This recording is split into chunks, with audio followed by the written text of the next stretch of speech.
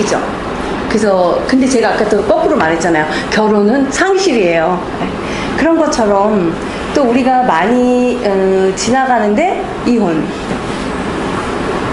이혼을 만약에 여러분 주변에서 누군가가 여러분들 따님이나 여러분의 친구나 가까운 분이 이 결혼은 정말 너무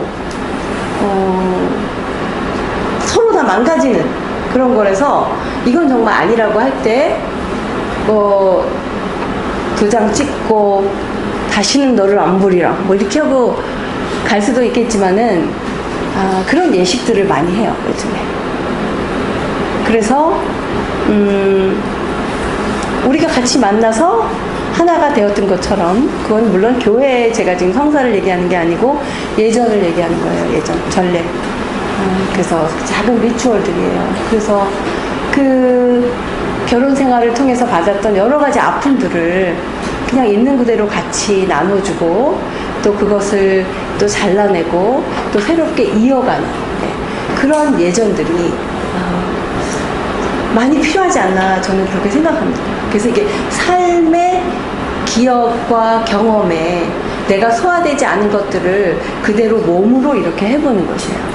여러분들 그 페루에 그리고 또 정치적인 그런 것도 있겠어요. 페루에서 그 안데스 산악 그 지역에 많은 주민들이 무고히 그냥 살상을 당했어요. 그래서 그거에 대한 치유로 그 많은 극단들이 왔어요. 그래서 안티고네 아시죠? 그 안티고네를 연기하는 거예요. 그래서 그 안티고네를 연기하면서 그 주민들은 와서 자기가 잃어버린 그러니까 많은 사람들이 그냥 없어졌어요. 그러니까 묻어주지 못한 거예요, 자기 가족들을. 그래서 어떻게 하면 그 안티고네는 자기 오빠의 시신을 묻어준 거죠. 지금 법을 어기면서. 근데 그 연기를 할 때 많은 사람들이 힐링이 되는 거예요. 그래서 우리 오빠도 내가 묻어주지 못했고 우리 아버지도 어디론가 사라졌을 때 그 시신을 묻어주는 안티고네를 통해서 그 많은 사람들이 힐링을 체험한다는 것이에요.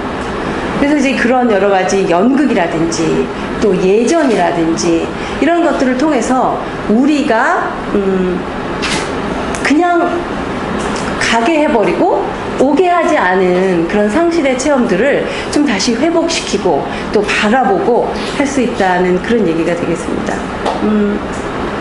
그리고 이제 마지막으로 이제 우리가 어떻게 상실을 체험하는 사람들과 친구가 되어줄 것이냐. 가장 나쁜 친구의 예로 가장 나쁜 친구의 예는 욥기에 나와 있어요. 여러분들 욥기 기억하시죠? 욥은 뭐 별로 잘못한 게 없고 아주 의로운 사람이었는데 괜히 뭐 사탄이 하느님한테 가가지고 아니 저렇게 뭐 형편이 저렇게 좋은데 저렇게 팔자가 좋은데 뭐 하느님을 안 섬길 사람이 어디 있습니까? 그래서 자식도 다 어느 날 갑자기 죽어버리고 집도 다 날아가고 뭐 그다음에 또 간지럼 병에 걸려서 토기로 뭐 벅벅 굴고 아토피가 걸렸는지 어쨌든 이제 그렇게 한다. 이제 그게 시작이죠. 그런 다음에 어떻게 됩니까? 그 친구들이 찾아와요. 그 친구들이 나쁜 뜻은 아니었을 거예요. 분명히 위로하고자 왔을 거예요. 근데 거기서 계속 막 가르치는 거예요. 네가 뭘 잘못했으니까 그럴 거야. 잘 생각해봐. 라든지 또 하느님은 너에게 교훈을 주시고 있다.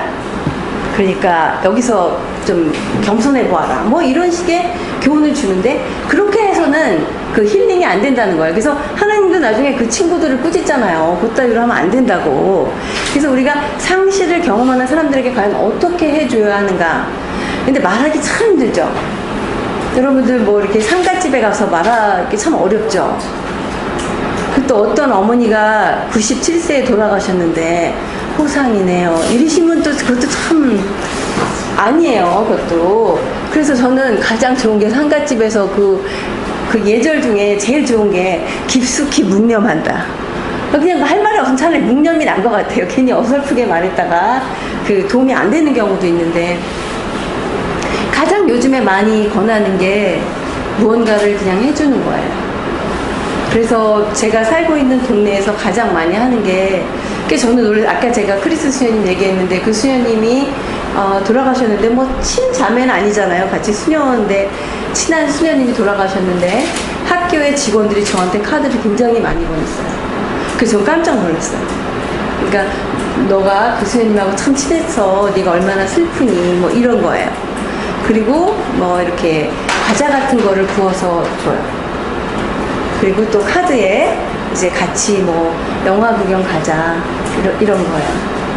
그래서 영화도 좀 같이 봐주고 또 너무 슬퍼서 밥도 제대로 못 먹는 것 같으면 뭐 미역국이라도 끓여서 이렇게 갖다 주고 이런 것들이 우리가 이렇게 좀 상실에 대해서 상실을 체험하는 사람들에게 이렇게 다가갈 수 있는 그런 방법일 것 같아요.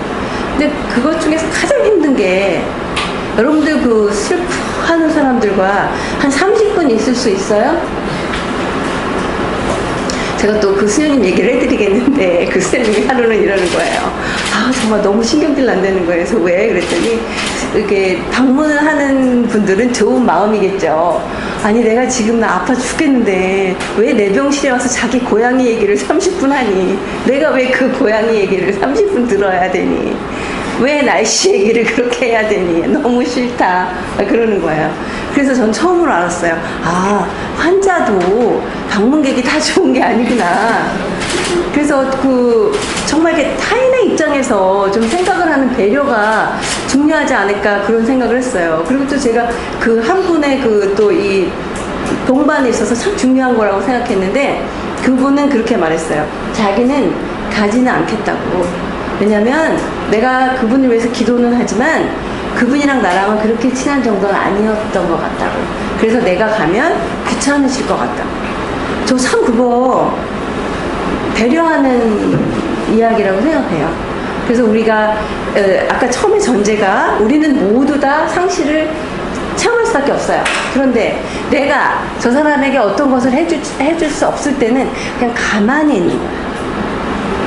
그냥 몸에 힘을 빼고 그냥 가만히 있는 거예요. 그러면서 그 아파하는 사람과 같이 호흡을 한번 맞춰보세요. 그냥 가만히. 크리스 수녀님, 제가 아까 자꾸 크리스 수녀님 얘기를 하게 되는데, 크리스 수녀님은 어느 날 그렇게 말했어요. 소피야, 이제 나는 너랑 말을 할 수가 없어. 이제 기운이 없는 거예요. 그래서 괜찮아. 그래서 우리는 한 얼마 동안은 아무 말도 하지 않고 텔레비전을 같이 봤어요. 근데 그 시간에는 항상 그 수녀님이 그 제퍼디를 너무 좋아해가지고 퀴즈. 그래서 그거를 계속 그냥 봤어요. 그런데 그게 저는 개인적으로 그 수녀님을 떠내보내는 예전이었던 것 같아요. 말하지 않아도 내가 너를 위해서 있고 또 너의 아픔 속에 내가 동참한다는 것으로 뭐 의학적인 용어를 내가 공부해갖고 네가 지금 삼기니까 뭐 그렇게 말할 것도 없고 또 뭐 이런저런 말을 할 것도 없이 그냥 같이 앉아서 제퍼디를 푸는 거예요. 그래서 우리가 좀 결국 그러면 그것은 뭘까라고 생각해 보면 상대방의 마음에서 상대방의 입장에서 이야기를 해주고 들어주는 거 그리고 그냥 침묵하는 거. 사람이 상실을 경험할 때 제가 이 책에 여러 가지 단계들을 놓았습니다. 분노가 터지기도 하고 또 우울해지기도 하고 그런데요. 내가 여러 사람에게 이야기하는 사람들이 있어요. 그런데 내가 만약에 상실을 체험하는 사람이면 막 얘기를 했다고 쳐요. 그러면 꼭 해야 되는 것은 혼자 있는 시간이에요.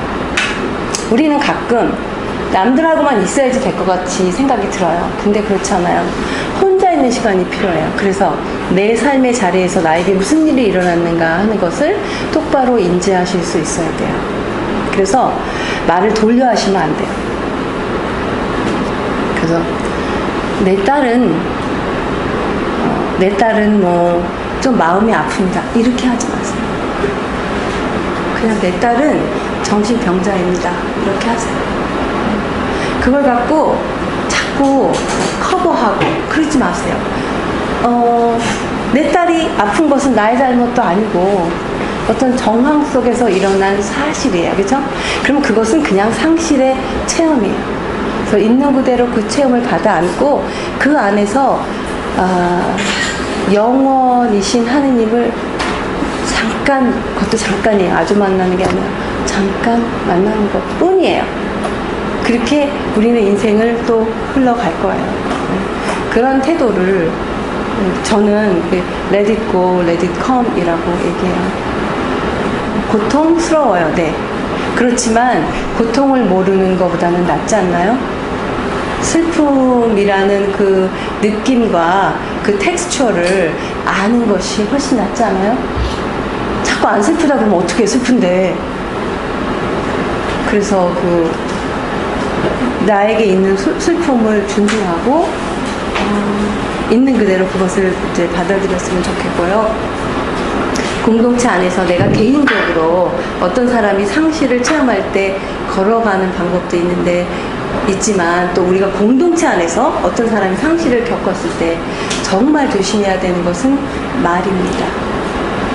공동체 안에서 나 좋은 뜻으로 한 말일 수 있어요. 그런데 그 말이 건너가서 굉장히 독이 되는 경우가 있어요.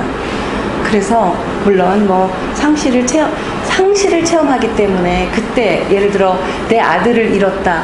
그런데 그거에 대해서 뭐라고 한마디 한 말은 참 오래 가요. 정말 오래 가고 오래 아파요. 그래서 우리가 믿음의 공동체도 좋고 뭐 독서 클럽도 좋고 어떤 그 공동체 안에서 상실을 체험하는 사람에게 제가 볼 때 가장 좋은 선물은 여러분의 현존 그리고 여러분의 침묵. 그래서 그냥 물어주는 게 나을 것 같아. 그리고 제가 마지막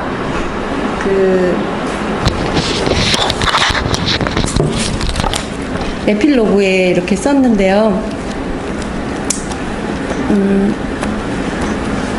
그러니까 제가 제일 무서운 게 그 상실에 있어서 자꾸 가짜로 희망을 품는 것입니다. 그래서 그 마지막 페이지에 썼어요. 마지막으로 중요한 거는요. 어설픈 싸구려 희망에 기대는 게 아니라 상실을 품는 일입니다. 우리 자신이 슬픔 속에서 완전히 용해되어 버릴 때 진정한 새 생명이 돋아나기 때문입니다. 잃어버리고 놓쳐버린 것, 그래서 아픔을 주었던 기억들과 사실들을 고스란히 품에 안을 때 허영이나 미혹됨 없이 진실된 눈으로 세상을 마주대하고 걸어갈 힘이 생기기 때문입니다. 그리고 누구나 할 것 없이 상실을 체험하고 이들이 함께 인생길을 걷고 있음을 생각하면 위로가 됩니다. 그래서 상실을 감지하고 슬퍼할 줄 아는 사람들끼리 서로 보듬을 수 있는 공간을 만들어가는 것, 그리고 함께 더 깊은 삶 속으로 뚜벅뚜벅 걸어가는 것, 그것이 진정한 의미의 희망이라고 나는 믿습니다. 이것이 제 책의 마지막 골자입니다. 그래서 우리 그 삶 안에서 상실을 겪을 수밖에 없고 겪고 계신 여러분과 나 모두 그 있는 그대로의 상실을 끌어안는 그런 영적 연습이라고 할까요? 그런 내적 훈련을 저도 못해요. 그렇지만 같이 해 나가자고 마지막 말씀을 드리고 싶고 또 그렇게 이 책이 쓰여졌다고 그 말씀을 드리고 싶습니다. 여기까지 하겠습니다.